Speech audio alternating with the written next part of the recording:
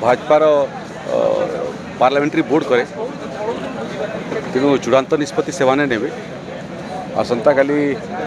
विधायक दलर बैठक अनुष्ठित हम दुईजन पर्यवेक्षक आछंती मोर पूर्वतन राष्ट्रीय अध्यक्ष एवं वर्तमान प्रतिरक्षा मंत्री श्रीयुक्त राजनाथ सिंह आसवे एवं आउ जड़े मंत्री भूपेंद्र यादव से पर्यवेक्षक आसवे विधायक दल सांगे पार्टी सांगे कथबार्ता करेंगे एवं जड़े मुख्यमंत्री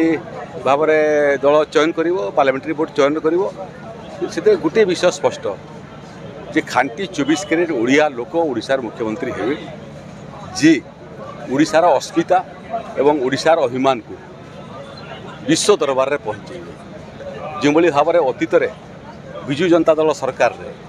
जड़े अण ओडिया तमिल लोक ओडियार अभिमान उपरे बारंबार